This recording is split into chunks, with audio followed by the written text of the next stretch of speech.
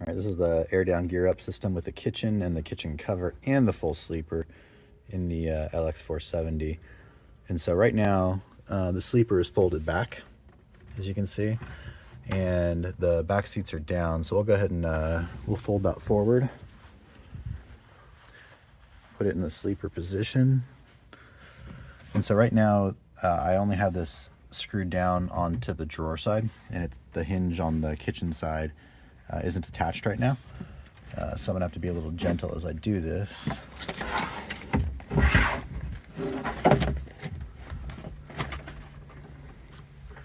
This folds down and then folds forward to give you the full length sleeper on both sides and the full width sleeper.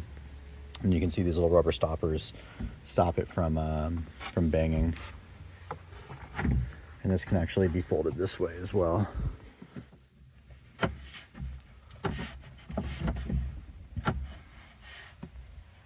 So what I usually have been doing is leaving it up like this when I'm driving, and the seats fold up against it.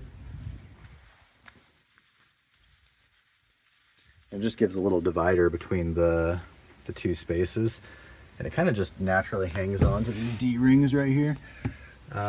It's not really secure, and I'll probably find a better way to secure it like that, but I do like leaving it up just so that there's like I said, a divider between the passenger space and then the cargo space. So these wings also fold up for some storage on the side. And then you can also get access to that storage right here on the drawer side. On the kitchen side, that's just open. There is no hinged door right here.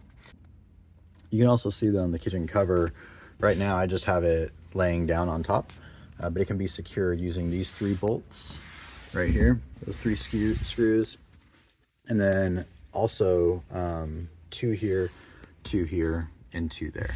And so you can secure that kind of, you know, moderately with the 3 over here, or really kind of screw it down if you're going to be running it for a long time, I think, with all of the screws.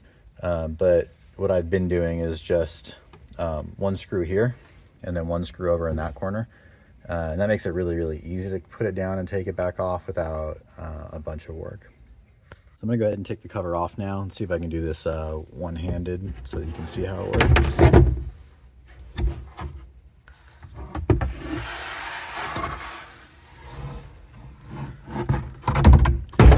So the cover is pretty light.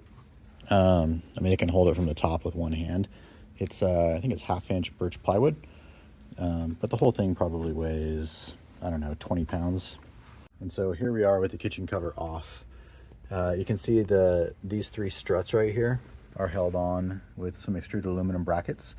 And so with, you know, by removing this 1 Allen screw and then 1 back here, and then another one up in front of that bracket, you can remove these 3 posts if you're going to be running without the kitchen cover for a long time.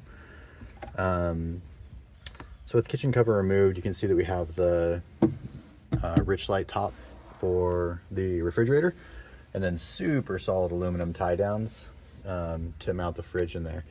You can see that with the kitchen cover off, I still have the full width sleeper up there.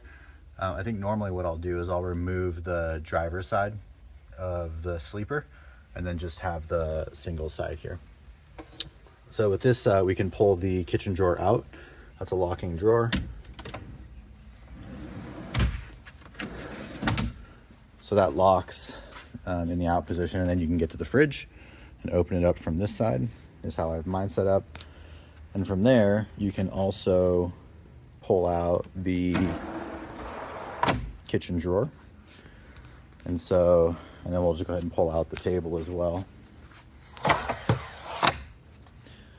Now, you wouldn't, I mean, you can like definitely do prep over here. Like, this is a pretty, I wouldn't say it's a, you know, solid surface, but it does bounce a little bit. But you can totally put a couple of pounds of pressure on this and it feels super strong. You definitely wouldn't want to sit on the end of this. And then over here, you know, it's a little more sturdy. And so, you know, the weight of a stove, you know, and some other propane and some other stuff is fine right here. And then by the time you get over to here, it's very, very, very sturdy.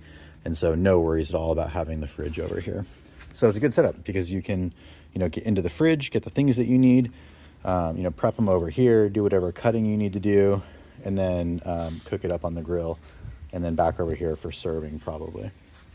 So that's the kitchen setup. Going to close this back up.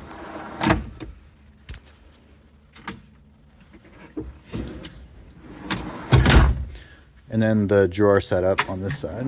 I don't really have anything. I just have a bunch of garbage in the drawers right now. But this locks out as well. And then goes back in. So that's the air down gear up setup with the full kitchen and the cover as well. So the one modification I do want to make is to have it so that I can permanently have the kitchen cover installed, but then easily fold it out of the way with the full sleeper.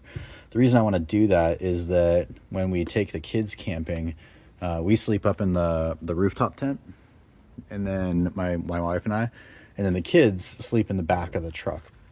And so, we also have the fridge with us. So typically what we do is we will have the fridge installed while we're driving, and then when we get to camp, or it's time for bed, I'll just pull the fridge out and put it on the ground, or put it up in the front passenger seat, and then have the kids sleep back here. And so what I want to do is have the kitchen cover be able to fold out, and then the full sleeper so both kids can sleep back here. So what I plan on doing is putting some hinges here, and then hinges on the kitchen cover, so the kitchen cover can fold this way. I haven't quite figured out how to do that because this width won't fold underneath this attic. But if you don't have an attic installed, I think it would work perfectly. So the kitchen cover will fold this way, and then the sleepers will be attached to just the kitchen cover side. So when that folds over, those will fold over as well. And so I put that into Fusion 360, designed it out with the specific widths and heights, and I think that'll work. And so I'll post a video to that as well.